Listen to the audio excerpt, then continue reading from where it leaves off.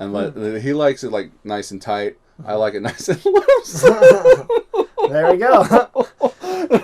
Bros have different preferences.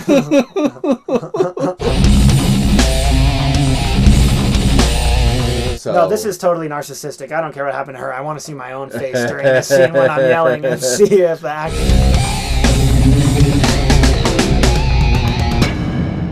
No, just video. Just audio. Just audio. And we're going low tech. Like, if I got more people, I'll hook up the mics to all these. But cool. It's just you and me. Cool.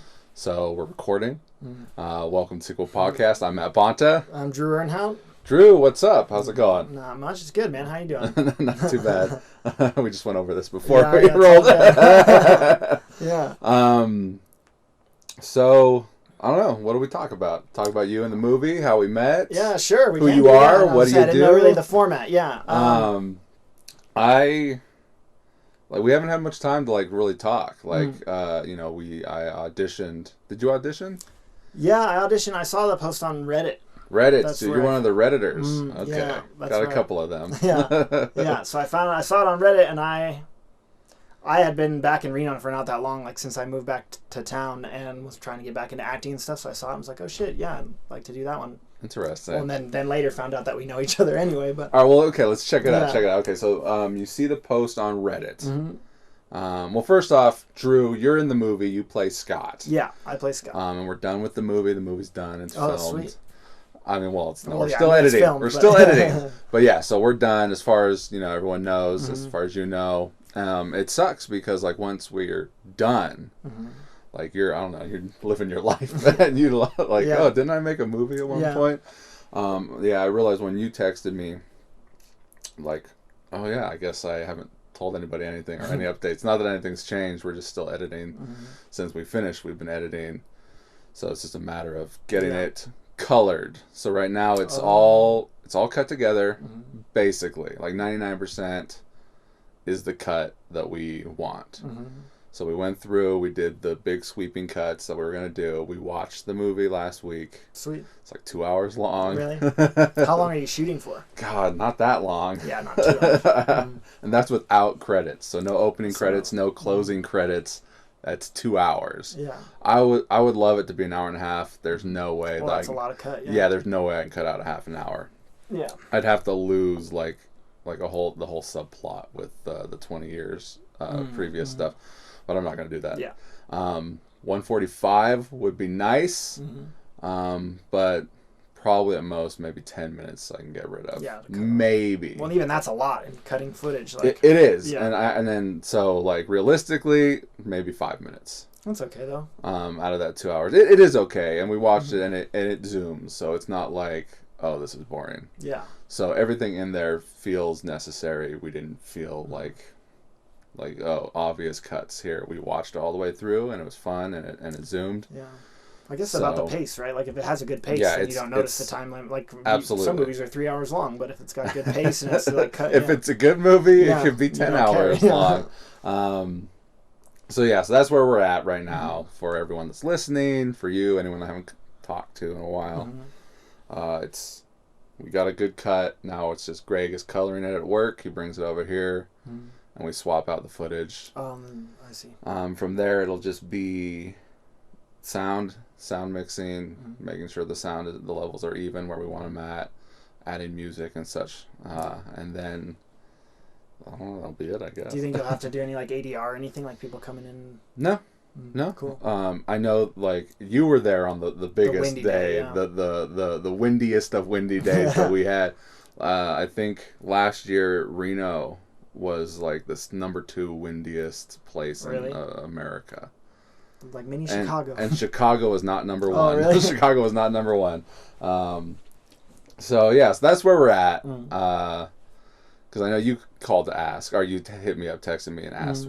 I'm just interested. Like you said, it's kind of easy to once you film it. I know there's a lot of post-production that goes on, but then once you're out of it, it's kind of I find myself thinking one day at work, oh yeah, that's right. I did that movie. It'd be tight to see that. I wonder how that came out, the scene or whatever. Well, because when we're filming, I can post pictures, and I can tag everyone, and I put out that teaser trailer while we were still doing it. Yeah.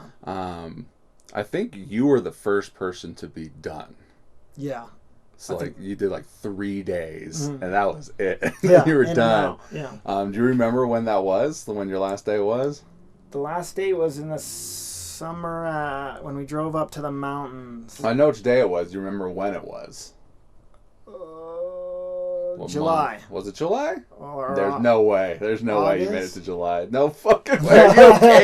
No. August. I can't remember when we started filming. We started May filming in March. Damn, we started filming in March? Yes. Day 1 was like March 7th. Oh, yeah, that's right, because it was still cold and shit when we were out at like the gas station, and that's right. So, yeah, that's right. It was still cold, so it would have had to be spring. Yeah, so dang, I was dead then, yeah, by June. So, it's probably before that. Yeah. So, like, you might have been done in April, maybe? May. May, yeah, probably. So, yeah, so, like, you probably just... At least you got to see pictures and stuff that I posted and see that we're still doing it. But yeah, that's where we're at. And so you're Scott. Yeah, I'm Scott. So you see the post on Reddit. You don't think it's weird or anything. I'm always that's my biggest like worry is like people are gonna think this is sketchy. Because like I posted on Craigslist, Reddit, several actor theater pages on Facebook, and it just hopes that like. I get because I've done it before and no one cares. Has like replied or something. But I think it's we're living in a world where steadily things are changing, where people are definitely trying to network and check different things out. Yeah, I definitely think. I mean, Craigslist is the creepiest one, obviously. Like on that one, I might, but I'd still probably reply. I figured if I replied and it was a creepy or weird thing, I'd be like, well.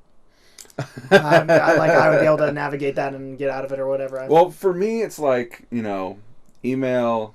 We'll do Zoom meetings or email that way I can talk to somebody through email. They don't need to meet up in any kind of weird thing. Yeah. I'm not asking for anyone's phone number, and hopefully like ask questions and I can give you as much information as you need to make you feel comfortable with what this is. Because on Craigslist you do see a lot of like looking for a model, looking for a model. They're sketchy or weird ones usually. So it's like, how can I word this to not be weird?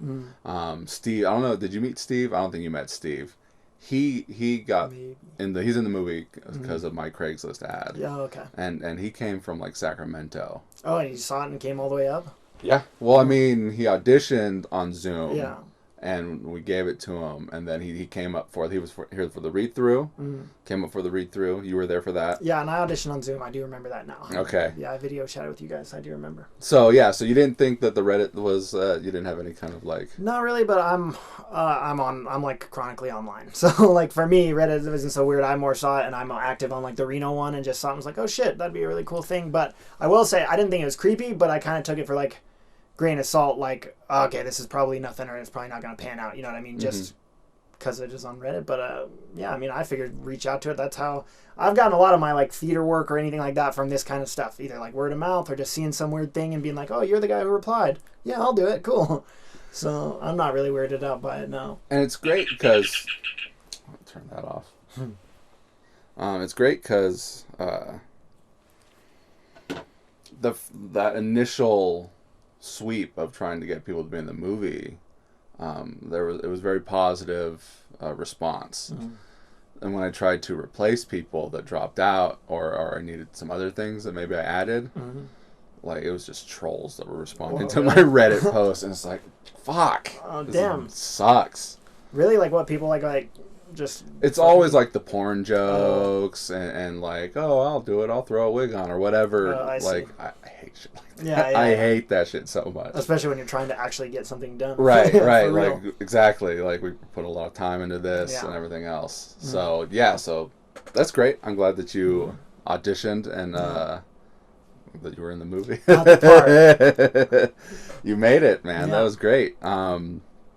So then you did the read-through. Do you remember that at all? How did that go? Yeah, but The Office, I do. Right. We met on Keystone at that like office. Yeah, I remember that. That was good. I mean, meeting everybody was cool.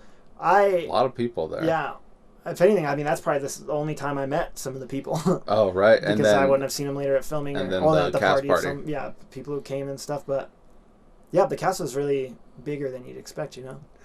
28. Yeah, that's a big cast. I think it's 28, maybe. Might be close to the me. biggest cast I've ever. That's like a Shakespeare cast size. Yeah, yeah, it definitely is. Yeah. So, and then like what? Walk me through your side of things. Yeah, no, I mean we did the read through and stuff, got the part. Like I said, then found out that we know each other through like a extended through your sister, through coworkers and stuff. And right. So you worked with Jessie, who was in my previous movie. Yeah. I had been working with her, and then so I knew her, but I didn't know that this was related at all. And actually, I didn't know her last name was Bonta. So then when I saw your last name, I didn't know either. And I was like, yeah. It came together good. I mean, I was really excited. Like I said, I'm really passionate about acting. I really love movies and stuff, and I wanted to get back into acting. I've been since trying to get into like theater around here and stuff too. So I was psyched to get the opportunity to be in like a local thing, and to know you guys, to know you have like a production company and keep making movies and have people who are interested in it is really cool. So what have you done before then? What's your where do you come from? Who are you? Let's start at the beginning. Let's go even further back. Are you from Reno? Yeah, I'm from Reno. I was born at St. Mary's downtown, so I've lived in Reno like pretty much my whole life. I studied theater at UNR and got my degree there, and then I did a lot of Shakespeare. I worked at Lake Tahoe Shakespeare Festival a couple seasons. Have you met Greg before then? Yeah, I met Greg. Okay, so you knew him prior to... Yeah, I know Greg from like UNR stuff. I actually saw Greg in The Diary of Jonathan Harker. He was in a play for like Good Luck. I've seen him around town basically and like in theater things. Of course. I mean, Greg's he's really big in done acting everything. here, Not so much theater anymore because now he's part of like a union. So like if really? he's going to do a play, he has to get paid per union rules. Oh, he's an actor. He's like joined the equity union? Yeah, that's it. Oh, for what? Well, I mean, that's awesome. I can ask Greg another time, but that's cool. Yeah, I mean, he'd know more about it. But yeah, so like he's kind of bummed because like he can't always get paid to do a play. Well, especially here, in Reno. So now he's just focusing on making movies with other production companies beside myself. That's cool. And I want to be more involved in that too. Yeah. No, so I did that, and then I did a couple years of Lake Tahoe Shakespeare, and that is really my specialty is Shakespeare. I got really into that. While I was at UNR, I met a guy whose name was Ben Crystal. He's from the UK, and he's like a big Shakespeare scholar type person. He came and did Hamlet with us here, and so I got really like connected with him, got really into Shakespeare, and I ended up going and working with him in London, and then I worked with him again. You went to London? So I went to London, and we actually performed at the Globe Theatre. We did Henry V at the Globe. Nice. And then I did, what did I do in Czech Republic? I did Romeo and Juliet in Czech Republic with him also. Like, we went to Prague, and we did a tour of that in Prague. Wow, dude. Yeah. That's awesome. Well, and then we also did we did Macbeth, Hamlet, and Romeo and Juliet, all three together, like in a row in Japan, and we did them. It's the same company. The same company. At that time we were called Passion and Practice, then we got kind of reformed into now we're the Shakespeare Ensemble. And it's like an international ensemble of people. There's people from India, there's people from the United States, from the UK, from all over. And we worked together a bunch, but the pandemic kind of fucked all of that up a little bit. Everything, dude. Before the pandemic, we were planning on trying to get together to do a year-long residency at a theater in the UK, like in Brighton or somewhere like that, to do like a year-long, try to stage every Shakespeare play in a year. So like just doing 1 week at a time, basically back to back, every play in the whole canon. Sounds fucking great, dude. And it would have been so tight. But then, then COVID came and it kind of knocked in. So I don't know where the status of that is now. But yeah, so that was like my acting background. I got into that. I also did some work here. Like I worked with Bruca Theater in Reno before, Reno Little Theater, and some of them. Yeah, and then just... I'm surprised our paths haven't crossed before. Yeah, more often. Like, it's like we've got a lot of connections, but our Venn diagram just doesn't quite hit. Well, again, part of it, too, is that, like, I was doing all that stuff, and then I ended up moving to Japan. This is, like, kind of unrelated to the theater stuff, but That's okay. We can talk about anything and everything. I ended up moving to Japan just kind of on a whim. Like, what really happened was I was playing with a band and doing art stuff, and I kind of felt like it wasn't really going where I wanted it to be going, and I started feeling like I don't know if I'm wasting time, whatever. So I just ended up applying to a job. Yeah, I get it. I ended up applying to a job in Japan that was asking for people with theater degrees. I was like, sweet, this would be a huge adventure. Like, if I get this, I didn't even think I would be able to get it, but I applied, and then it ended up coming through, and then I eventually got the order or the offer, and it was like, all right, fuck it, I'll try it. So then I moved to Osaka in 2016. So what I mean by that is I spent like the last 4 or 5 years living in Asia, so we might have had our circles and stuff probably would have overlapped, but then I kind of like fell out of the circle. When in 2016 were you in Osaka? the whole year. I moved there from January 2016, and I stayed there for a year on a contract. I spent 9 days. Like I went on vacation in Really? Japan. Yeah. So Awesome. I did Tokyo. It was like Tokyo, Kyoto, Osaka, Hiroshima, and Nagasaki. Oh. So like, yeah, well, even then we were in then Japan. Same area. Yeah, no. What was your favorite place? Your favorite part of the trip? I like Kyoto a lot. Kyoto's beautiful. And like I get them mixed up between Hiroshima and Nagasaki. One of those I really liked a lot too. But like I love Japan. Japan's awesome, and it was kind of like a dream come true to be able to go on vacation there. It was fantastic. Yeah. Like the flight there kind of sucked up all of our time in Tokyo. Oh yeah. So like we lost like all the time we had in Tokyo. Barely had any time in Tokyo before we had to move to the next like on the city. next stop on your trip. Yeah, it was like an all-encompassing like a couple days here, and here, but like one of those days got eaten up by the travel. Flight time, yeah. That's okay. Honestly, in my opinion, I like Osaka better than Tokyo. Other than like Osaka, yeah, all of them are really great. Yeah. Osaka was great too, but I mean it's been 6 years now, so like my memories are like fading away. But I think I liked Osaka a lot too. That has the big Ferris wheel there. Yeah, Osaka has a big Ferris wheel, and it has like the stereotype is like that Tokyo is like more serious business people will be ruder, and Osaka is more like laid back, kind of less. Because like Japan, is known for being kind of uptight, like manners focused and things like that. But Osaka people, like if you're in Tokyo, they'll be like, oh, Osaka people, they're loud and like they're like that way, like rambunctious and that kind of stuff. But it's more like I felt like in Osaka you could go out, have some beers and like talk to people on the street. Hey, what's up? And they'll like be willing to like entertain it. In Tokyo, it's a lot like the feeling you get in London or New York or something where people is that like, what it is? Where people are like, I'm in my own shit, like I'm doing business or something. Don't talk to me. I'm not amazed by seeing a foreigner. I'm not. You know what I mean? Like people are like in their own bubble. They're kind of not open. Well, like we wanted to check out like Disneyland over there. Have you been there? Tokyo Disney. I never made it to Tokyo Disney. I saw the place. Like I've seen the Tokyo Disney, but I never went in. I'm not a huge Disney. Okay.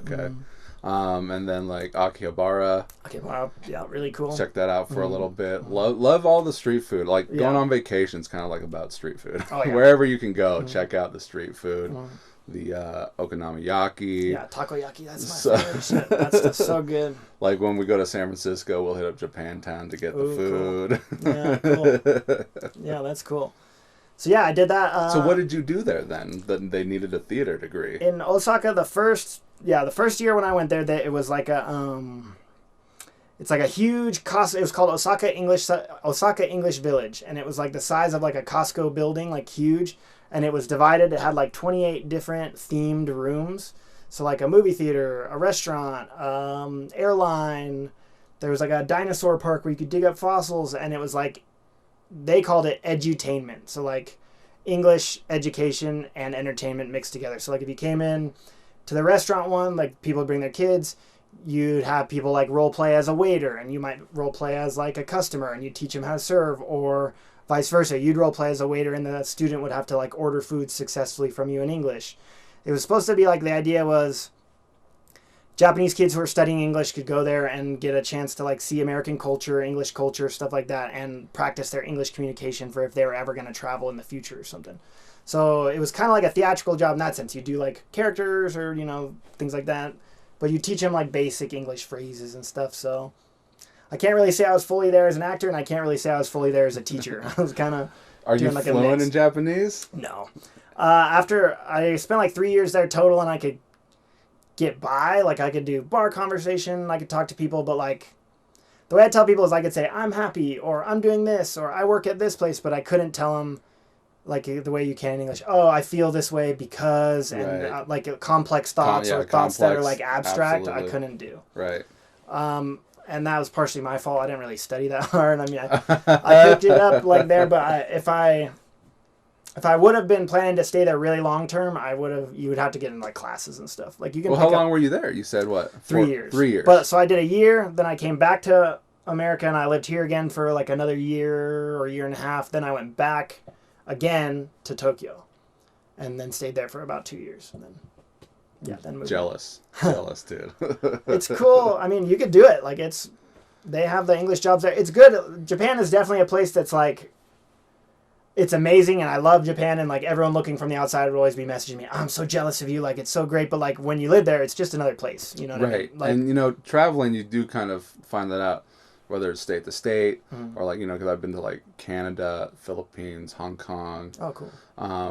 You know, just like on vacations and stuff. But it's just like, yeah, I mean, these are people, they have jobs, they have homes, Starbucks. Yeah, you know, it's like when you're not on vacation anymore, then like the stuff starts to like the stuff that like the difficulties start to kind of shine through a little bit more, you know. So like it is really cool. I loved when I first got to Japan, like looking in the grocery store, seeing like weird price tags or weird stickers or weird, like everything is so like overwhelming. But then like a year later, like that's not really amazing anymore. It's kind of just like, this is how grocery stores look. This is how people look. Yeah, like you're just immersed in it. Yeah, so you're no longer like amazed by that stuff anymore. You're just kind of part of it, and then the other stuff starts to show through. Like I had a lot of difficulty like communicating because of the language barrier, and also just because Japan is like a pretty xenophobic country. Like overall, like it's harder to like fit into things communally as like a foreigner. Like you are an outsider kind of always, you know. Like making kind of like social connections? Yeah, like making social connections or just like having... Like, I feel like it's different. It's hard to explain. Like, if there's like a communal event or something like in America or whatever, people might show up and nobody's going to kind of like we all have a sense of being an outsider because you all might have come from somewhere different. But like, no matter where you go, like even after I'd been there for a couple of years and I knew places, people would still talk to me like every time. Oh, how do you like Japan? What do you like rice? Can you use chopsticks? Like things like that. Like to where... When the novelty had worn off for me, you still kind of seem like a novelty to other people. You'll always seem like a foreigner you'll answer these questions like, can you speak Japanese? Can you... Like, it would just start to follow like this kind of... It would be hard to, form a deeper connection. I get it. I mean, you know, when we were there, it was... like the language barrier, like, cause like you go to eat, they got pictures and it's like that one. And just like bowing, thank you. Yeah, but then eventually I started feeling like, oh, I should, like, I'm pointing at this, but I wish I could just ask, like, I really started to miss just conversations at like a 7-Eleven. Right. Like when you just go and you could sit down with someone, how's your day? Going, good, you know, how are you doing? Blah, blah, like little small talk.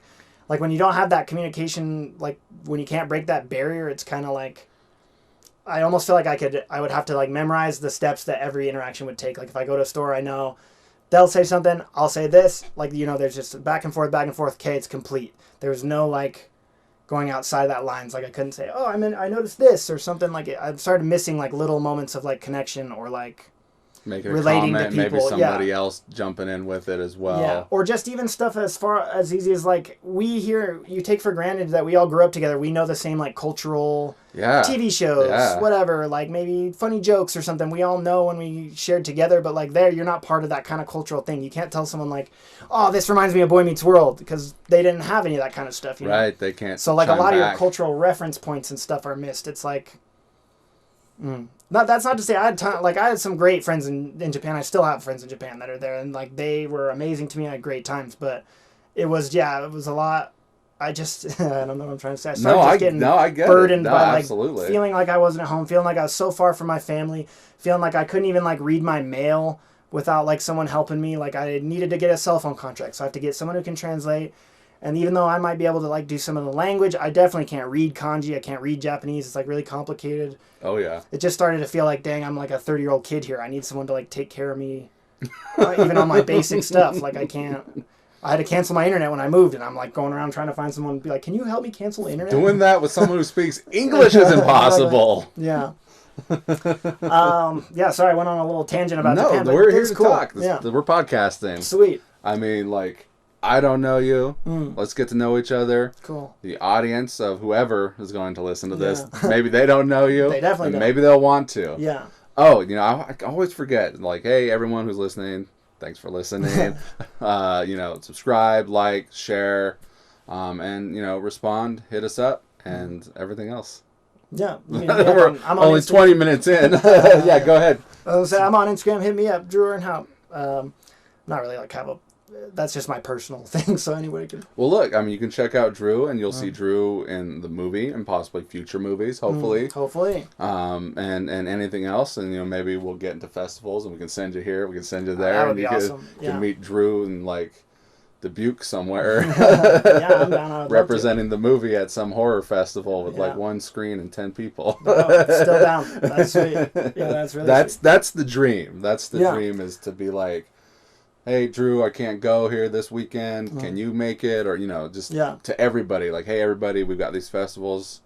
Let me know if you want to go, and we can see if they'll give us passes or whatever. Yeah, I would love to do that. I mean, that's pretty much like the life dream. Just being able to make movies and travel around and get work paid in to do it theater and or do enjoy. whatever. Yeah.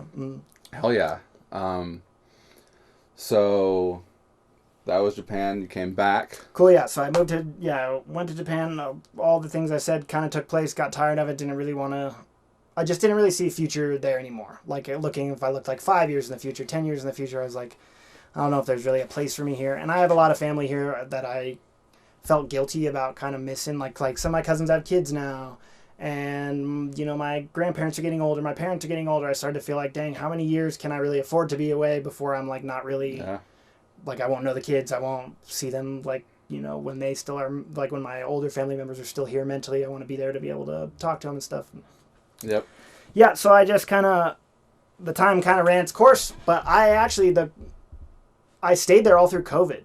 So I was still in Japan when COVID started, and then... How was that? That was crazy. I think Japan only just now opened up only for travelers. Just now. It was very strict, and I remember it starting and people being like, there's like a virus or something in China and it's starting to happen. Well, the interesting thing is they all wore masks anyways. Well, yeah, people always wear masks in Japan, even like in the winter. I got that too when I first got there, and like you first time you get onto one of the trains, and it's like, oh, we're just sandwiched in here with each other. Yeah. That's why everyone's wearing masks, because you never know. Yeah, people wear masks there, really frequently because everyone, so packed together, and even in not COVID season, like just flus or whatever, will go around absolutely. all over. I've been on trains there where you're packed where you can't move your arms or anything, and like that. Like sardines. The guy shoving people into the Tokyo subway is a real thing. They have the guy that works there that has to cram people in. Oh my God. So yeah, the mask thing, it wasn't that weird, but it started happening, the whole the pandemic, and then they canceled my work at this point. So in Tokyo I had a different job. I was teaching an after school English program basically.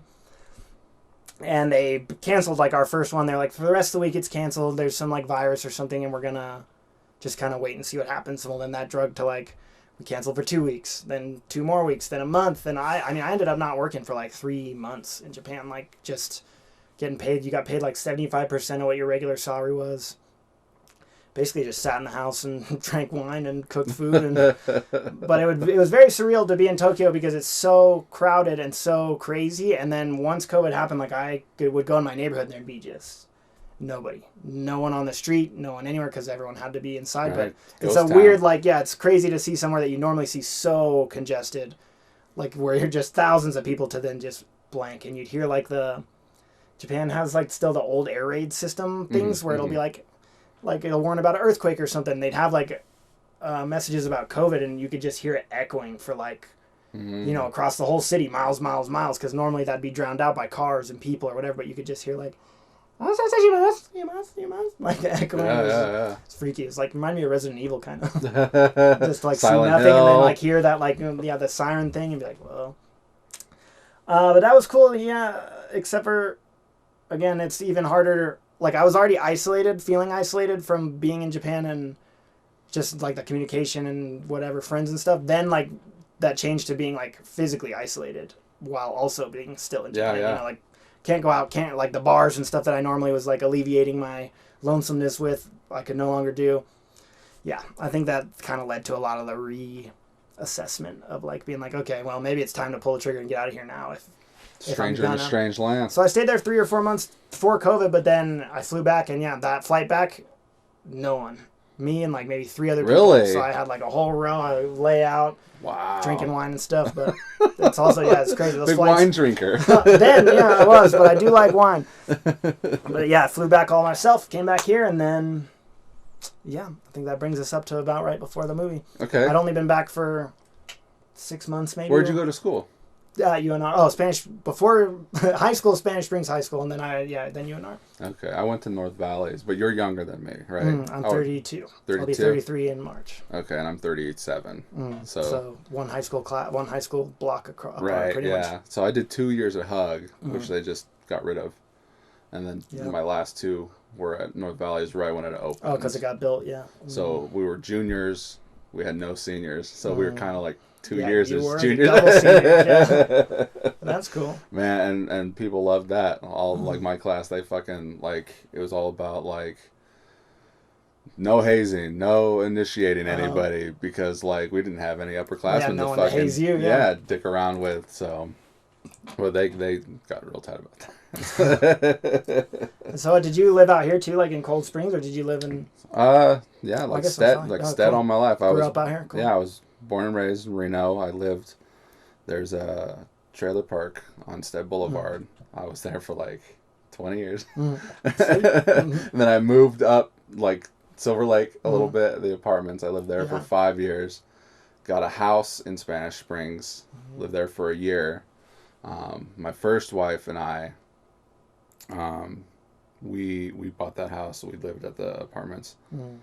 And then her job took us to Denver. She got a promotion, so I spent a year in Denver. We separated there, and I came back, same old apartments, because we had rented out the house, and then we sold it after getting divorced. And then, just like, I've never really left Stead except for the 1 year in Spanish Springs and 1 year in Denver. Which one was better, Spanish Springs or Denver? Spanish Springs by far. I love Spanish Springs. I love Sparks.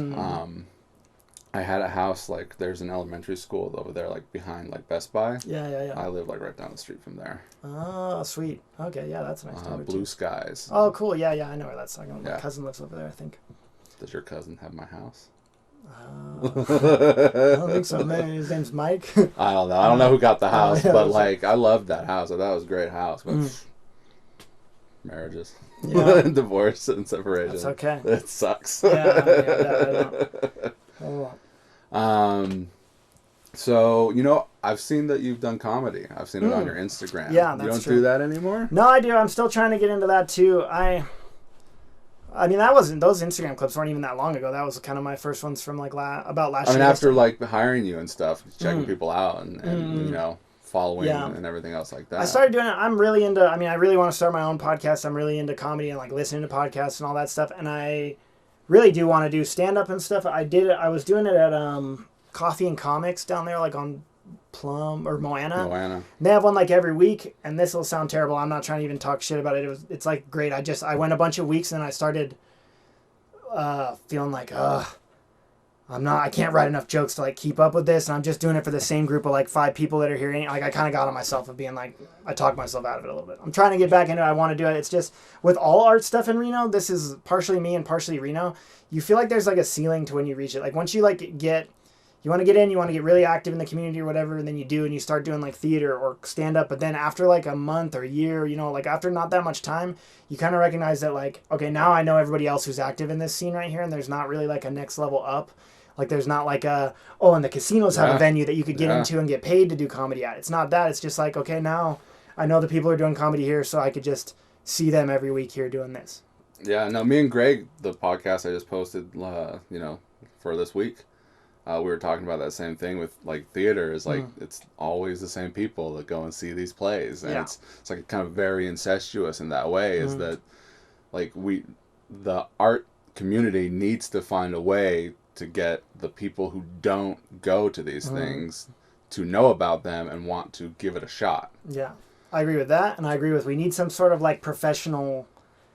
Like something to do, because like I said, I want to do comedy. I would love to do it if there was somewhere that you could go here and like do a spot and make a little money, or do something where like there's a chance that you could be exposed to like other people. Like if there was a comedy venue here that had another venue in Sacramento or something, then you could be like, dang, I could get exposure here. Maybe go to the next one and like build some. Like our scene here is really good, and there's a lot of people that are involved in it, but there's just no like next level. There's no like place to get paid, to get professional work. There's nothing like that. Yeah, you really gotta hope, and that's why like making movies and shit like that. Yeah.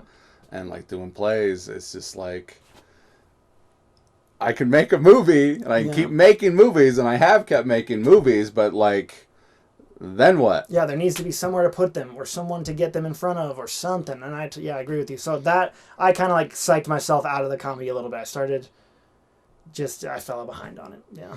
I felt like I'm like trying so hard to write all this stuff, and then I'm really just going and doing jokes to the same people that I already know who are also doing jokes. So like we're all kind of like you know, yeah, it's like what you were saying. When you perform art to other artists, it's cool for support and stuff, but like, ideally, you shouldn't be doing art to other artists because you want audiences. You know what I mean? Yeah, like, we're just kind of like eating our own tail. Exactly, like trading off, like being like, well, I'll support you if you support me. Cool, it was great. We both think it because we're both performers. You lose that like aspect of like someone totally fresh being exposed to your stuff that has no headspace of like comparing themselves to you or wanting to be better or whatever. Like, we need like a positive pyramid scheme. Pretty much, yeah. Not a negative pyramid scheme, Yeah. but like, we do need new people that then need to tell new people and be like, hey, check this out, this is awesome, and it just kind of like COVID. So like the music scene in Reno is pretty good, and it does have a lot of people that come check out the bands and stuff that aren't in bands. You know, like, I don't know what the answer to that is though with comedy or with theater or anything. Is like you can go downtown, there'll be bands playing at like the Loving Cup or something like that, and there'll be big crowds of people who aren't, you know, affiliated with the band at all. Like, they have a good, I don't know. Well, you know, like, I tried to to get Damon here. We'll have you on again with Damon, but he does a lot of the music scene, and he tries to network and meet these people. Like, we went to Aftershock. Oh, nice. And as soon as we got in, he recognized some dude from some band that plays here locally, like Priest. I don't know if you know Priest. I don't know, but yeah, but like he saw him, and I'm like, hey, what's up? And like, so like, it'd be Damon could talk back with you about that, and we can discuss that. We'll get you on again with Damon. Cool, I'm down. And like my buddy, he was in Off Mentis. Do you know Off Mentis? Mentis. I've heard the name, but I don't know.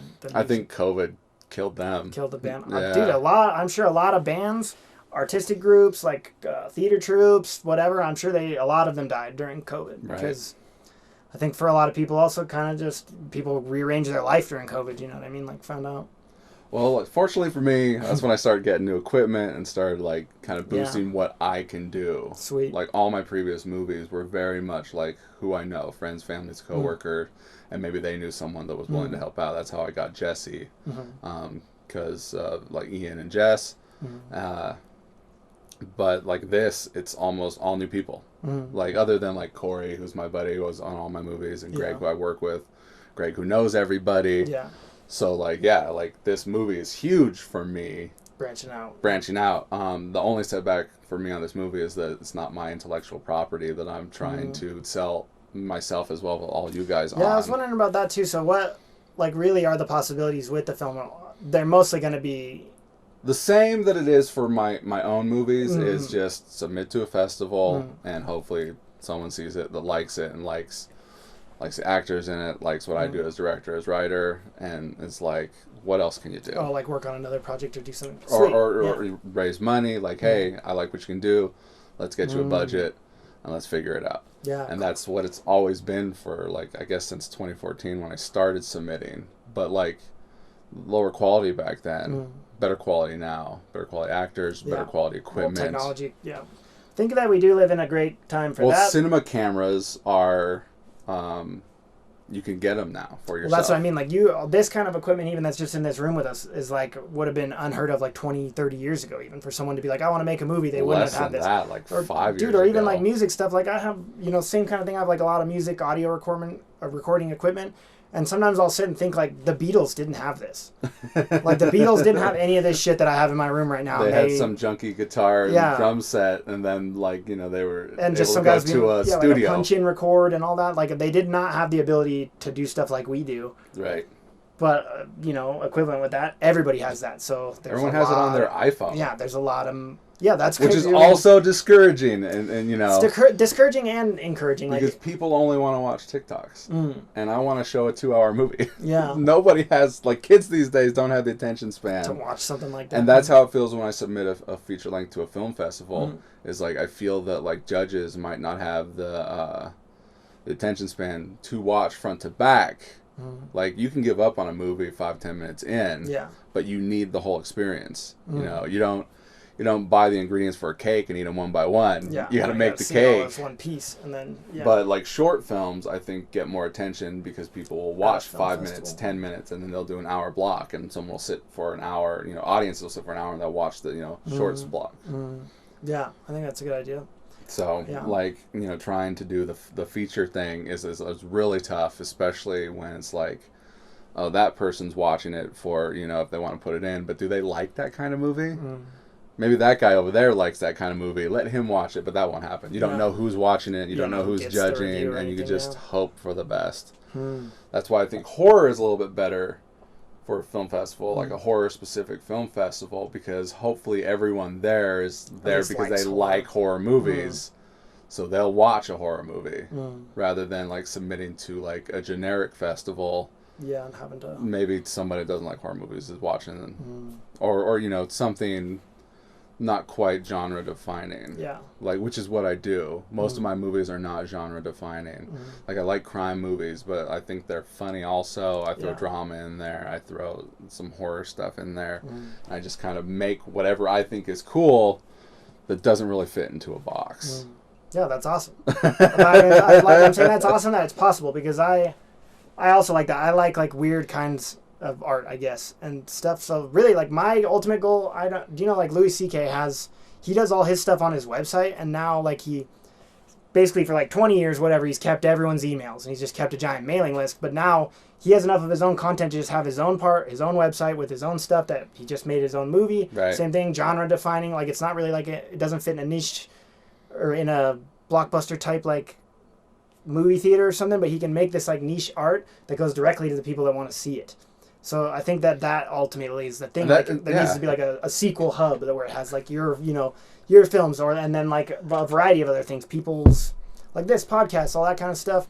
I don't know what I'm kind of rambling, but you're my right. vision is you're that right. like of having my own thing to be able to put things. Don't doubt yourself. Just go with it. Yeah, of like having just a hub where you can put your own stuff, where you can kind of cut out a middleman and directly contact people. I think that's uniquely possible right now if you can figure out a way to cut through the bullshit. Well, that's kind of what Patreon is.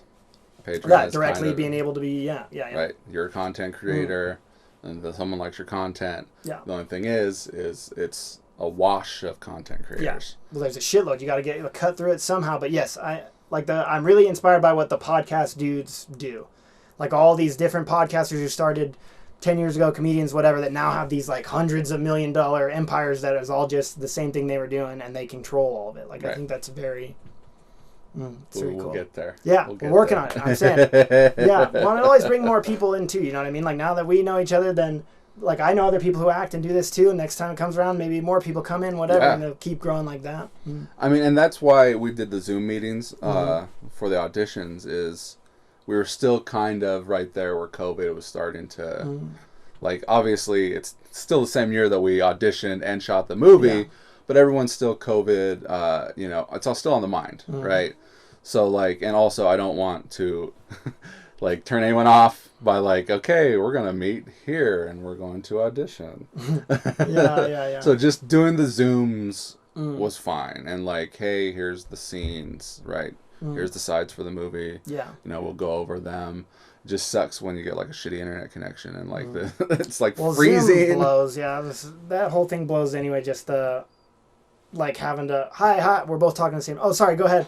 Yes, the lag. I can't. Okay, we'll read this part. I can't really hear you that right. And then trying to audition at your house, looking at your laptop, like trying to like, it's hard to try and sell a performance to your laptop. Like, well, I mean, we were right here, right? If you remember, like me and Greg were just sitting right here, and then of course you guys hung out here when we were filming the one day, like the only day I had food for anybody. So you got lucky enough to be on the one day where I catered food for people. That was in my contract.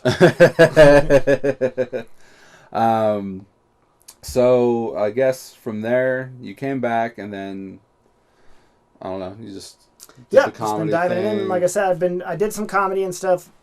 Really, truly, I want to do that. The comedy part of it that I got distracted on was I want to make a sketch comedy. Oh, you know what? Sorry, I don't mean to interrupt you. No, go ahead. We were watching like stand-ups, like when I was with my ex-wife when we lived in Spanish Springs. We were going to the 3rd Street Bar, and they did like a Wednesday comedy because we knew somebody who was there. I wish we were filmed some of it too. I wish I had that footage, but none of those guys are around anymore that were doing comedy back then. It's weird. See, like that's another part. I think like part of in my I don't head, even think they do that anymore. That 3rd Street one, I don't know. I know there's one at the library. There's one at the office.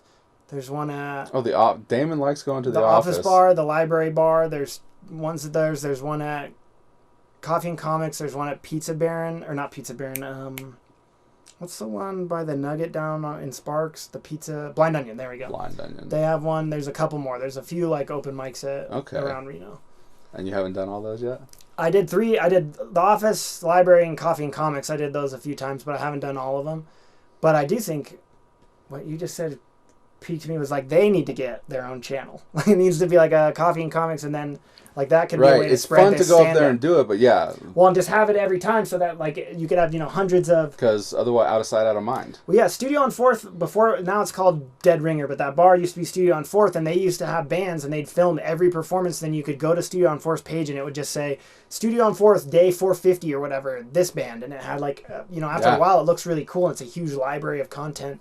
Even though like a lot of it's amateurish content, it still like creates a scene for it. Right. And so I guess that's what I'm interested in. I want to try and like be part of like making a scene as opposed to just.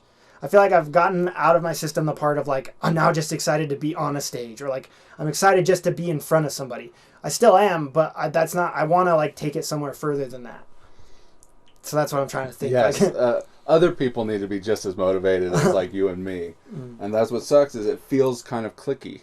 Yeah, definitely. It's very cool. And that's how I felt making maybe my last 2 movies ago, maybe when I made Not in the Dark, is like the Reno scene felt very cliquey. Like certain people only wanted to work with certain people. I tried to reach out to one dude and talk to him, but he didn't seem to he was very nice and was like, "Oh, cool, yeah, let's talk about something."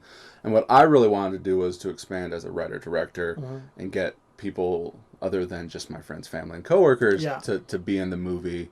But he was like, "Oh, yeah, you can come and like PA on a set." It's like, dude, I already make movies. Yeah. I'm a writer-director. Yeah. Like I've got no problem if like Greg's like, "Hey, come help out." I'll go hang out on set if he needs help, whatever. But like, no, I'm making movies, bro. Yeah, I need actors. I don't know any actors. Yeah. But Midnight Bloodshed, I did it all on my own, and everyone came and reached out to me. So like, what I was looking for back then, I couldn't get, and now people are looking for that on their own. So maybe we will grow, and maybe people will get less cliquey, especially with Greg, because Greg works, I think, with all the filmmakers here in town, and he knows all the filmmakers here in town, so it feels less cliquey. Like, and that guy left. Fuck that guy. I have no problem saying that. That guy's gone. And like he got. Did you meet Caden? Like he started working with Greg and doing sound and on these other things that he's doing. So like, it's out there. So if you're looking for something else, keep an eye out. Yeah, definitely. Where were we? I don't know. Where does Greg work? This might not be podcastable. Oh, he works at Grace Church off of... Oh, okay. Mayan and... McCarran? No. Mayberry? Well, you got McCarran to Mayan to... Rob, there we go. Okay. Yeah, he works at the church there. He'll film for them. He'll edit for them and like build sets. But he works for the church in the... the media. I see. But he's doing okay. That's what I was wondering because before I was like, does he work for a production company? I couldn't. I mean, he had a bunch of production. Yeah. But I do. Well, and also like, so the day that you came, like, because he'll borrow equipment from the church. But I thought he was working on like a film or something that was in like the newspaper. Something maybe. Like, that was like downtown. It was like a superhero thing or something. Oh, yeah. No, I think he might have worked on that. Like some months ago. Yeah. Yeah. No, that's all just independent stuff. That's not his day job. He wants it to be his day job. He's getting tired of his job now. Trust me, bro. I don't hate my day job, but I would much rather do art for a day job. He'll get paid on the various gigs, but it's not enough to quit the weekly paycheck that we all need. Well, then I guess we can get back to Midnight Bloodshed. So sweet. Here we are, Midnight Bloodshed. You auditioned. We did the read-through, and then I guess I was like, well, let's start filming. So I filmed day 1 with all the kids at the school. And then we got you over here. We had everyone here in the house to film. So how was your first day? Do you remember your first day? Yeah, I remember filming up there. I mean, I only had like...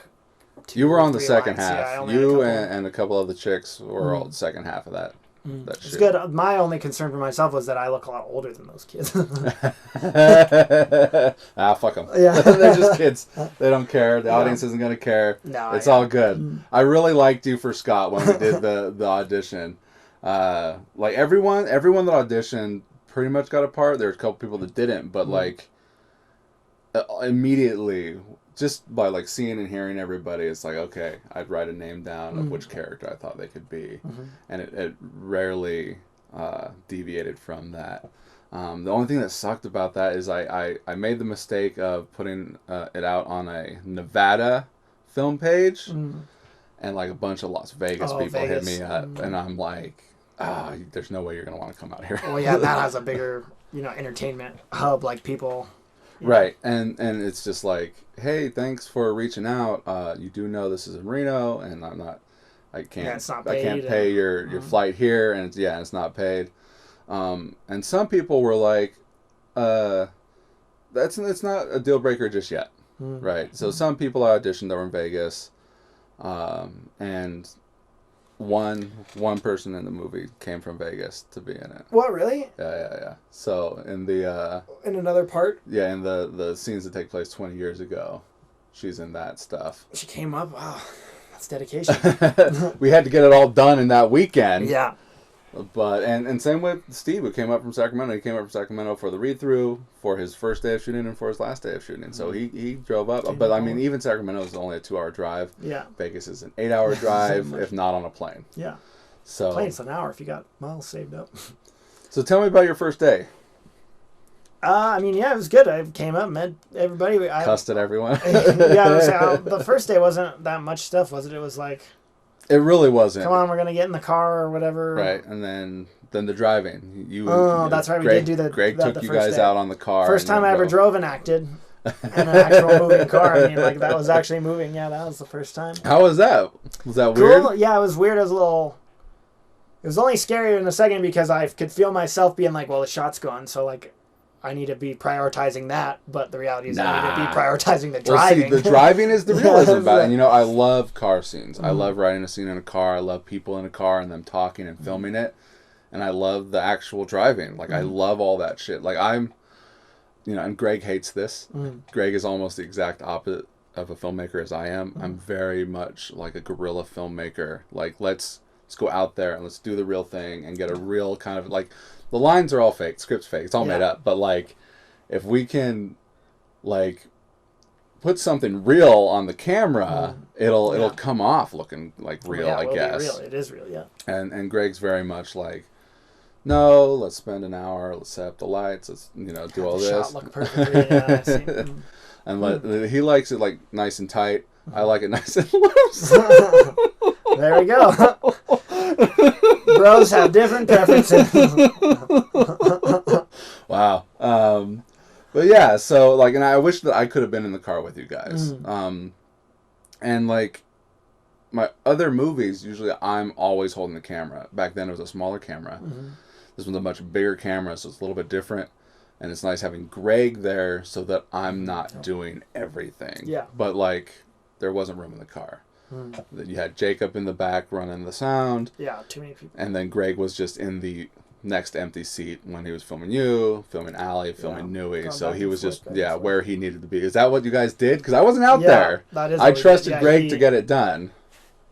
Yeah, he was just in the back, and then he sat on the one side, shot her side. So did you have to pull off and then I just kept going up and down military right here, down to the bottom, roll it around, back all the way up to the top where the trucks and stuff park, stop. Well, I just drove up and down it like 3 or 4 times, and then... Who ran lines? Do you know? I can't remember. No? Oh, whose name? He was doing sound. Jacob. Yeah, Jacob did it. He just had the script. I feel like a dick. I should know everybody's name, but it's been months since I've seen you, and I only ever saw everybody like once or twice. Yeah, so Jacob was not at the read-through. He was there that first day you were there. And then... He was at the party and stuff, too. Oh, you did 4 days. I keep forgetting the gas station. Jacob wasn't there at the gas station. A day here, a day at the gas station, 2 days up in the forest. Right, so Jacob wasn't at the first forest because Damon did the sound on that day. That's right. But then Jacob was there the second day. Yes. Yes, he was. In the nighttime with the blood and everything, yeah. So, like, you know that Damon's Jason, right?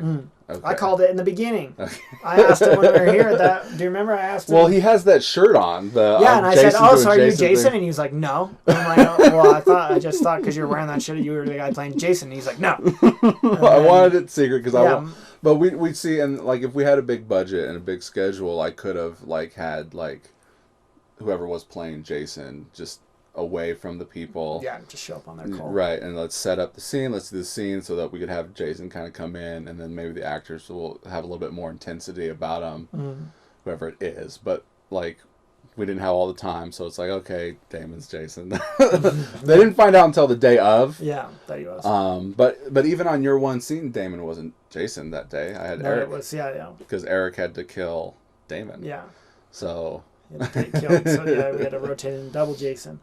How did that all come out? All like the blood and the like my murder. Great. Yeah, sweet. Don't worry about it. I want to see You'll it. have to wait. You'll have to wait. It looks great. I know we got two angles. I think I held the camera. I think someone else held the GoPro from another angle. So, but I mean, we only did the one that was in the camera. But it looks good. It's fucked up looking. It's cool. Don't worry about it. Yeah. It's good. It's cool. Good. Yeah, that's cool. I want to see. I've never been murdered before on a. What's really fucked up is the gas station stuff, right? So I did 2 days at that gas station. And the day that you were there the second half, but we were filming all day, and it was windy, it was rainy, it was snowy. And then the following weekend, I did like the other kids, and it was sunny, and it was nice, and they're taking their jackets off, and like it's put together, and it looks fine, and like you're interacting with people that weren't there, and they're interacting with you. And you would think that you guys were all there together. Yeah, it looks good. Sweet. It's fucked up. Movie magic, dude. Movie magic. That's it. Yeah, that's cool. So that was your first day. Second day would have been the gas station. So how was that? As we've said, it was windy as very fuck. Cold. And very it only windy. got worse. Yeah, cold, windy, and also we were wearing I was wearing shorts. Yeah, my costume, shorts, and a t-shirt. That's right. That's right. Freezing. Do you still have that costume? I know you wanted it. Yeah, I have it in the house. Yeah, I do. But framed. Yeah, I just didn't. Oh yeah, that day was frustrating. I was just hoping that all the stuff worked out. Not like frustrating because anything you guys did is just because of the weather and stuff, and then me in my head being like, God damn it, I don't know when I'm going to be able to come and do this filming again, and none of this footage is going to be able to be matched with other footage, so I'm going to have to come to do it again. Just like worrying about that kind of thing, and then having that going on and trying to remember the lines. Like, you know, because I hadn't rehearsed that scene and stuff with them until that day. Well, see, that's my style as well. Is like, I'm not pressuring anyone to memorize their lines, right? Like, here's the lines, read through them, know them. I'll spin them out at you on the day. If you've got them memorized, that's fine. That's great. It helps. But if it doesn't, like, it'll bring you to it and less of me, right? Because every line in there came straight from my head. It's the way I talk. So you guys come in and you're the other half of that. Make it different than me. So I that's my style once again. See, me as an actor, I like to try and memorize things to like word, and then if directors or people are comfortable with that, like with phrasing things how you would normally or whatever. That's the only time I'll get involved is like, no, you need to say that because later on this comes up, and if you don't say it that way or those lines, then we're going to miss a certain element or a punch line or a plot line. And hopefully, like, because we're going to do a wide and we're going to do closes, so like, say your lines, here's your lines on close, here's your lines on close, and eventually the more takes we do, just out of regular, like, coverage, you guys will have those lines memorized by the end anyways, and maybe I'll get, like, a flub that's great, and that's what I put in the movie, right? Yeah. Or, you know, I'll get a different line take on it, and so I've got stuff to work with, like, I didn't write that, but what you guys said, I loved it. That's what I'm using, and that's what I like. I like taking shit and putting it together and creating something awesome. Shit's the wrong word, you know what I mean? Yeah. But like taking, like cooking, and you know, I use this analogy a lot, is like, you're in the kitchen, you're hungry, you grab some shit, right? You start making something, and you know, throw a little of this spice on, throw a little of this in there, maybe it tastes good, you know, better than what you could have made. Like, experiment, explore, and just create something out of nothing. Yeah, it depends on, I guess, the piece. Like, in something like this, I agree with that. If you were talking like this about Shakespeare to me, I'd be like, never. Sure, not Shakespeare. Of course, stage plays absolutely. Or even just sometimes like some writers, like the Coen brothers or something. Like, like their thing is so specific that like word perfect must. Wes Anderson. Yeah, like they need to be that way because it's the style and it's the feeling and all that.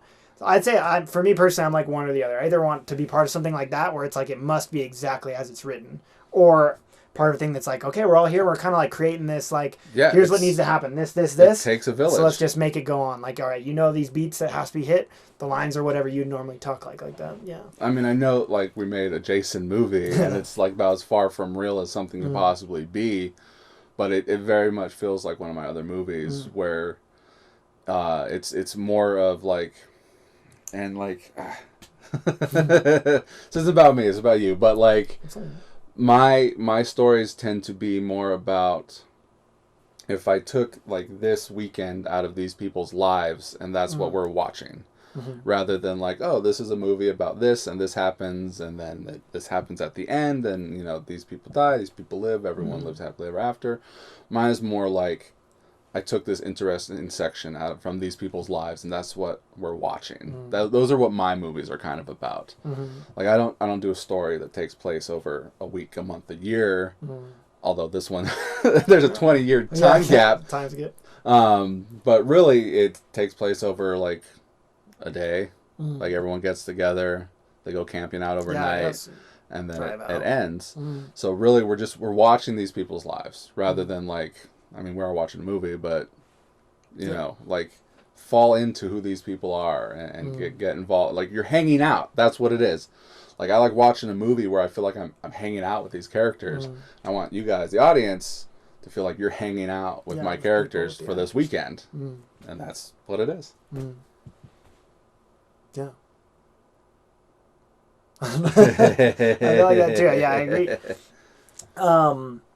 And I mean, it doesn't even though just because like the idea of Jason himself or whatever might not be realistic, but none of this stuff works unless it's like based in realism anyway. Like horror doesn't work; it has to be based on fear, right? Like you have to get that feeling of fear, which at some point has to be like adrenaline. A realism. Yeah, it has to be. What makes you scared? What do you think the audience will get scared of? Because a horror movie was I scared? No, didn't work. Was I scared? Yes, it worked. Yeah, that's true. And same with comedies. Like, did I laugh? No, didn't work. What I was just going to say is I always thought that, I mean, maybe it's conventional wisdom, but like the only kind of movies you can really make like no matter what are comedy and horror. Like you can make it on no money, you can make it on a lot of money. Like you can make, if it's scary, it works. If it's not, it's not. And if it's funny, it works. Like we could do a movie in this room, just me and you, one camera, and if it were funny, that's a comedy. Exactly. Like, that works. It's all subjective. Yeah. And I tell people this, like, when they're like, oh, you liked that movie? It's like, well, a good movie is a good movie. It doesn't matter whether it's a horror movie, a comedy, a drama, a romantic comedy, an action movie. If it's good, it's good. I don't give a fuck what kind of movie it is. If it was made for, like, women, if it was made for kids. If it's good, it's good. Yeah. Bottom line. Yeah, agreed. All right, so gas station. Cold. Yeah, windy. Cold, windy. We're like Caden's trying to hold the microphone, and I'm trying to, like, help him hold the microphone. Yeah. Greg's holding the camera. Allie's pissed off. You're pissed off. I mean, yeah, again, I wasn't really pissed, but when we were getting in the car, I was just being like, do you think this is going to work? And I'm being like, I don't know. I don't know if it's going to be edited together. I don't know. And she's being like, well, I can't film it again. And I'm being like, well, we might have to, but also, yeah, we'll have to find time. And again, it wasn't a bad day. It was just more being like, God damn it, we're kind of cursed. It's by the weather. The gag reel, there's a scene where you guys are like yelling at each other in the car. It's like just yell at each other, and then like you guys start laughing. You guys did that again when we went up to the woods too. Yeah. You're like, get your ass back in the car. So how was it going up into the woods? Cool. Yeah, that was good up there. That's my whole favorite part. Like I said, I really want to see the scene where I don't know if can I say spoilies? I mean, no spoilers. There's a great scene at the end of the movie with me. You watch the trailer and you're like calling Jason a retard. I think people know that you're going to get killed. Yeah. That's the guy we want to see get killed because he's a dickhead and he's an asshole. He's calling him a pussy for getting like a stomach ache from a burrito. But I want to see when I throw her off and I'm screaming. I want to see that shot. Well, I mean, do you remember what you did? I spit. No, did you? Push her and then spit out. I mean, it looks probably like how you picture it. So, I mean, you push it because we had Damon right there, right, to catch her when you pushed her. So no, this is totally narcissistic. I don't care what happened to her. I want to see my own face during the scene when I'm yelling and see if the acting is good. And be like, cunt! yes, and see if I look like I'm really in that moment. That's to me. It cuts together beautifully, so don't worry about it. No, it looks good. You make a great asshole. Sweet. Clearly not an asshole in real life. I think you even said that to me when I gave you the part. You're like, oh, cool, the dickhead boyfriend or whatever. Asshole boyfriend. Yeah. And that's what I'm trying not to be in real life, so it's good to study this. Right? So I remember the first day we were up there, there was a lot of bugs. Oh, yeah. Mosquitoville. And, like, because I wanted to roll down the window.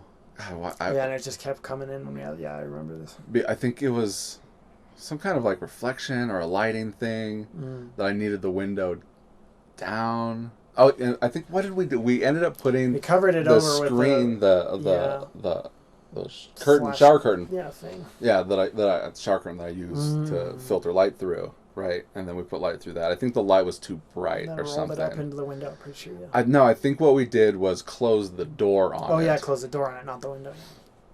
And that's what we did. Yeah, it worked out. Again, it's okay. Well, look, last night we were filming some stuff that we missed, and it was something we're going to use for you guys. I was like, okay, Greg wants the car to pull over. So, like, I never filmed you guys pulling over, just filmed you in the car. So we have the same car, and we used your car, so yeah. Oh, yeah. Yours is kind of... I forgot. I thought we used my car because they're almost the same, but then, I drove all you guys up.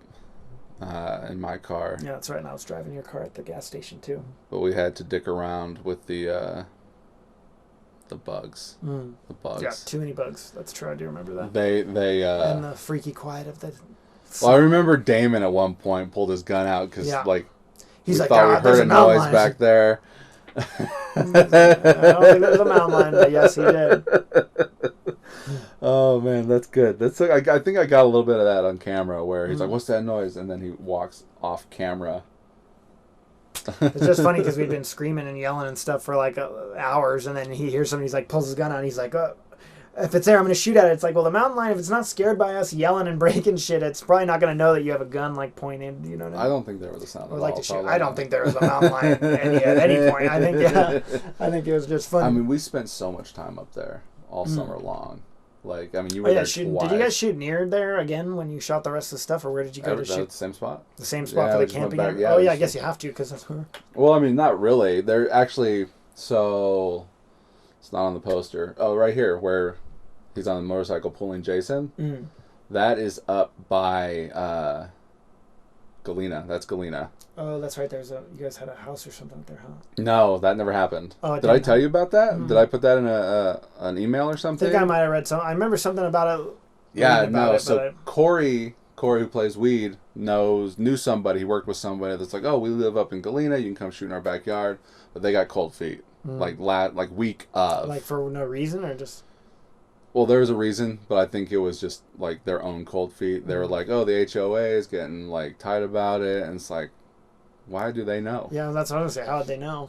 So, like, we just think maybe they're just like, we don't want 20 people in the house. Well, I think they're big drinkers, so I think they got drunk and were like, oh, this is cool. Yeah, let's do that. It'll be fun. And then they sobered up and was like, never mind, I don't want people over. So we just went up to that wood spot where I shot, not in the dark. And, like, it was fine. Just we didn't have a place to go inside between takes, and we didn't have plugs to plug in lights. So all of our lights ran off the batteries that we had. Catering or right. So it was just like I had water and I had my box of chips and the. Did you guys actually stay the night out there? No. You just filmed till late and then. Yeah, we usually did like. I just thought they were saying something before where they were like, "We're going to do a real camping trip tonight." That day. Early on or something. Day? I thought they were saying like they were going to. Well, I'm just meaning other people in the cast being like, "When we're going to go out and do like actual camp and then film overnight." I just didn't know if you guys ended up doing that. That was never discussed. Oh, then never mind. Maybe they were just talking about. Well, no. So that day that everyone was here, your first day, it had to have been that day. They all went out together and they went bowling. Oh. All the kids. I didn't get an invite. I worked the next day though. I think Damon was like, "Oh, he's working the next day." Because he works with you. Mm-hmm. We work right over here, JCPenney's. Oh, I thought it was somewhere in Reno. Yeah, no, the warehouse is on Stead. Oh, I'm thinking of JCPenney Outlet. That's what I was thinking. That place. I don't think that exists anymore. It doesn't? Yeah, I don't think so. Whenever you had said it, I always just pictured, oh, they must work over there at that place. I didn't know. Yeah, no, it's just the warehouse right here. But yeah, no, they all went out together that night. They had some Tied fun one on. No, like we would go up at like 7, 8. We'd leave here around 7, 8. Start setting up. Yeah. Sun goes down by 9, and then we would start filming. That's it. We'd write a winter horror movie, then we could film Darkness at 4:30. I mean, fuck shooting at night, dude. Like every time I'm like, I'm never writing another movie at night, and like, what's the other rule that I have? Rain? Some other rule. Like, well, rain is whatever. I do want to shoot in the snow though, but like at night, I really want to. Like after doing Not in the Dark, I'm like, never again. Meanwhile, like Midnight Bloodshed, like is like all at night. It has to be at night. It's in the name. But I even wrote a movie, like a sci-fi movie. I'm like, this is taking place on a planet with like 2 suns, 3 suns, so it's never fucking nighttime. Never night. And we filmed, and like, cause I wrote this movie for Corey because we shot Street Toughs. It takes place in like a shack out in the desert, and we put the shack up in his garage. So he's like, why don't we make a movie where we can build a set in my garage? Yeah, just do it inside, yeah. So I wrote a movie where it takes place on a spaceship, and so like we would build a spaceship in his garage. That's dope. But instead we made Midnight Bloodshed. I wrote that after it. I wrote like 6 scripts last year. That's sweet. It was not easy. Yeah. But like I had to get it out, right? If I didn't get it out, I'd lose it. Yeah. Yeah, no, I wrote like 6 scripts last year, and it was insane. That's awesome. Fucking so what's insane, next? Dude. No. Like, it's hard for me. This is my process, if you want to hear it. Is I don't sit down and write a movie unless I feel like this is what I'm going to make once I'm done with it. Because it's hard for me to be like, why am I wasting my time on something I'm not even going to bother with? So I'll write a movie, right? And it's like, this is what we're going to make, guys. But then I'll be like doing nothing, and I'll be like, that would be a cool idea. Move that script to the side. I start writing another thing. This is what we're making next. This is really cool. And then I'll just like, but then also what'll also happen besides that is like, hey, let's do a read through of this script, and then no one's available, right? Yeah. And suddenly it just seems like, well, no one wants to make this movie. What's my next idea? Oh, this is the one. And eventually Midnight Bloodshed was the one. Like every movie that I've made, there's probably 2 or 3 scripts before it that I didn't get to. That makes sense. Yeah. So on the opposite, I will write stuff and just be like, damn, this seems super cool. And I'll write it, and then I'll get like 5 or 10 pages, and I'm like, all right, I got the part that was like in my idea and cool and out of the way. Now I'm like, I'll come back to this. I'll finish it. Writing is really hard to do. I mean, having said I wrote 6 scripts last year, like, no, writing is really hard to do. I haven't written anything since. I did write a sequel to this over, like, Christmas, like, for the fuck of it, because I had a good idea. Who's even left alive? Weed's alive. I'm not going to say who's alive on this podcast. What's wrong with you? You're right, sorry. Just kidding. That's a misdirection. Everybody lives in this movie. Or everybody dies. Having just said Weed lives. Yeah. But there's a character that dies in this movie that doesn't actually die. And I wrote that character into the sequel to this. Cool. So it's not you. I was going to say, it's like, and you heard it here. There's Midnight Bloodshed 2 with me. I'm going to be starring. So, any final thoughts? How was it overall? Did you have fun? Yeah, it was good. It was really fun, man. I'm excited to see it, and I'm excited to keep going forward, and like hopefully we work together on something absolutely. Again. Yeah, I had a great time. I mean, yeah. I honestly, can send you scripts if you want to read stuff. Yeah, I would love to, and I would love to read them. And honestly, this was perfect for me because coming in, you know, like you didn't know me on the internet, and I didn't know you either. So at first, I didn't want to like come in and then be like, oh yeah, I'll take a role that's like months of filming and all this stuff without knowing anybody, because I didn't want to get like, you know, trapped into something or whatever. So this was like the perfect I got to work with you. We got to know each other, the good fit and stuff like that. But now going forward, I'd love to work on something again, work on something different, or helping other prospects. Hopefully the next or whatever. thing is like with a budget and everyone gets paid. Yeah. And we can just like spend a month and get paid and make a movie without like weird breaks. Like we started filming in March and finished in July, and it was all on the weekends. Yeah. So like we spent 5 months making this fucking movie, 28 days. Yeah. You know, and some half days of just filming weird shit that needed to get done. Yeah. But yeah, I've got 28 days. Like we could have done that in a month, and so we did in it in 5 months, and up to last night where you know, we were filming some other shit. Yeah. I still got to film like the gas, like I got to film a pump where the gas is going up and stuff. Oh yeah. And then I got to film like someone turning on the radio. But I need to like, because my car, you have the same car. Like like I needed to say like the name of the podcast and the name of the episode. So I need to set something up so that that will come up on it. So yeah. Last question here? Did you guys end up using drone shots and stuff? Yeah. Oh sweet. A lot of drone shots. Yeah, that's awesome. A lot of drone shots, GoPro stuff. Like this is like a very multifaceted.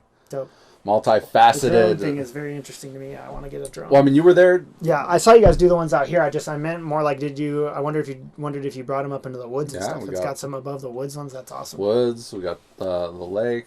Sweet. We went up to Boca and shot a Boca. Used the GoPro in the water. Cool. Used the drone over the water in the trees up at Frenchman's. Yeah, I just had a picture like in my head of like the rolling trees and the drone going over. It's cool. Yeah. We got it. We got it. Everyone will be like, and everything looks gorgeous. You know, I think we shot in 2K. You saw the resolution. I mean, the camera is. Before we are done with this, I want to know the name of the camera again. It is a Zcam E2. Zcam E2. I'm gonna put that in my notes because. I'll text it to you. Then you can add it to your notes. Okay. Let me see. Hold on. Sorry. I think who called me? Yeah, that's what I thought. Hold on.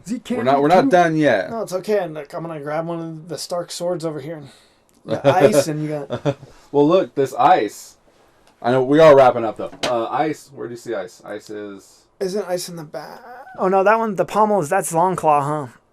That's John's sword right there. This is ice. Yeah, that's John's. But this is ice. Yeah, there we go. I was gonna say the big old blade. And it's the book version. Yeah, real ice. The book version is the real one. Opposed to the TV version, which is not. Yeah. I mean, it's more. I mean, it's got the winters coming on the. On the pommel, or the guard. I mean. Yeah, the guard. There you go. Or the hilt. Yeah, the hilt. This is the pommel. There we go. And then it's even got some like. That's tight. How much to make was it look this like thing? Valerian. I think it was 100. Valerian steel sword. Roughly, I got to tell Kayla what I want for Christmas. I don't know if you can get this one though. Oh, limited edition. Like it was even. I don't know how official this one is. Because I bought it at like a con. The con that they did here. I see. They did Wizard World here. Were you here then? Oh yeah, they did Wizard World for 2 years. Never again. What is Wizard World? Wizard World is kind of like the traveling con. So like you know, they'll have a Wizard World in every state. So it's like the most official one that'll travel around. Opposed to like San Diego Comic Con is only in San Diego, and like Dragon Con, which is only in like Georgia, or New York Con, C2E2 is only in Chicago. But Wizard World is the one that'll bounce around. Okay. And they only did it twice, so like I don't know how official this actual one is. I got it at a con. You could probably still get it somewhere eBay. But yeah, no. So like it's not because these other ones that I have. So like Jaime Lannister's sword, I got from the Valerian Steel website that's cool. That makes them for HBO and for George R.R. Martin. Damn. So I'm gonna check that one out too. Yeah, ValerianSteel.com. And I'll look it up. And just reread House of the Dragon again because I finished the show and then wanted to reread the book again.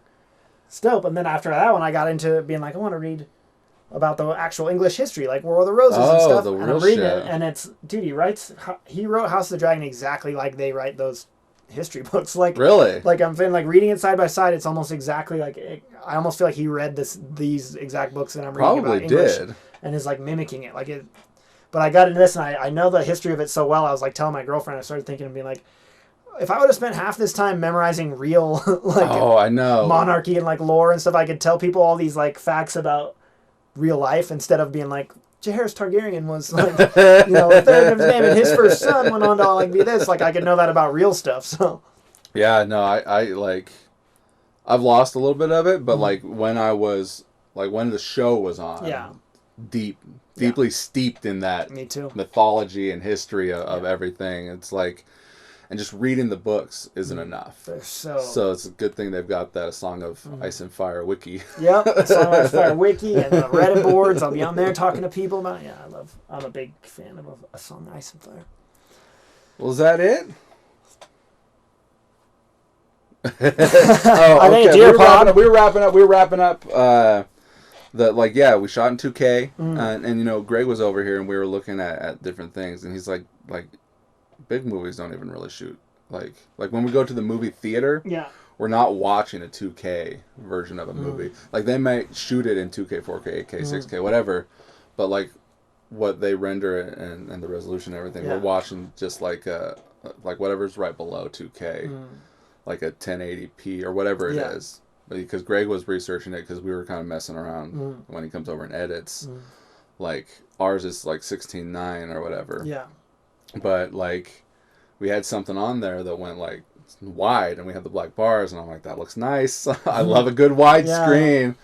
And so he was researching like what the settings were for that, because we can just punch the numbers in on Vegas, and then it'll just put those black bars, and then we would just move it up and down. So we're thinking, I'm like, don't mess with anything now. Like when we screen it, like we'll leave it how it is. But we're thinking like for like when we put it on a disc and give it to everybody, we'll put it in wide and get those black bars on there. You will lose some of the picture, but it looks very looks nice. It looks nice. Cool. But yeah, thanks for being on. Awesome. And thanks for having me. any last thoughts about the movie and the experience? I'm excited to see it. I mean, this is my first time. I've died on stage before. It's my first time dying on screen. And you were in Macbeth? Who were you in Macbeth? In Macbeth, I was the porter. That was my smallest one, but I was Laertes in Hamlet, and I got killed at the end by Hamlet. Laertes is a good character. So that was a good death Laertes. on there. Hoisted on my own petard. Yeah, and I also died. I was Mercutio in Prague, and I died that one. He has like the best dying lines ever. Plague of both your houses. Yeah. It's like the perfect line. So did you do anything? Where was the production like? Were they like fun productions, like costume wise, setting wise? Did you do like a 1940s Macbeth, like Orson Welles did, or? So with this company, with Passion and Practice, and working with them like in the UK and stuff, the big claim to the whole, like the claim to fame for our whole company was that Ben and his father's like very famous. He's a knight and all this stuff. They collaborated and researched. They've been looking through like all the folios and the old stuff to try and figure out what Shakespeare's actors would have sounded like what accent they would have used. So Ben and his dad kind of like not like discovered what they call original pronunciation. So it's like the original speaking. It sounds kind of like a pirate a little bit. Mm-hmm. So that was like the focus of our plays. When we did Hamlet, they did that one a little bit modern. The costume stuff, like it was kind of like suits. I wore like a white suit with like a V-neck. Like the Ethan Hawke. Yeah, a little bit like that kind of. It was like sport jackets, a little bit like kind of futuristic looking. But then the other ones, once we like pivoted and kind of mostly did it about the language, we would just do it in our regular clothes and just be shoeless. And it was supposed to be like without that stuff, just about the language. Like. Now, was Macbeth, were you guys doing Scottish accents? They did. Some of the characters did do Scottish original pronunciation, but it gets all convoluted. Like when we're trying to do the original actors' accents, and then you'd be like, okay, well, shit, what would a Scottish person at this time? How would their accent? It gets harder to do. So some of the people did do it because they are Scottish. Right. So they did their part. In the UK. Yeah, but like for me, I was just already to get into the. Now, did you not say Macbeth at all, other than when you I don't buy into it. Some of the people do buy into it. The I don't. Scottish play. Yeah, people do really truly believe that. Special theater actors get real tight about superstition. For sure. I've been on other plays that have nothing to do with Shakespeare or anything, and you just talk to someone being like, and I did Macbeth, and they'll be like, don't say that in here. Like, dude, I personally don't believe in that. Say break a leg. Good luck. No candles, like in the bathroom or in the, whatever, the makeup room. theater people are like baseball players, very superstitious. Yeah, and like sports fans, Yeah. like people who watch football, they get tight about like, oh, they won. What was I doing when they won? I'm gonna do that again every game. My And dad they'll used to always say win. you can't step on the line when you're coming on or off the field. That's why you're losing. Like, all right, so I'd be like running and have to like jump over the line. Well, cool. Once again, thanks. Awesome, man. And we'll get you back. We'll get you and Damon here. And we'll talk like Like, local stay tuned for my music next people. episode. That's right. Yeah, I'm down. I'm at Bonta. I'm Drew Ernhout. Thanks for listening to the Sequel Podcast.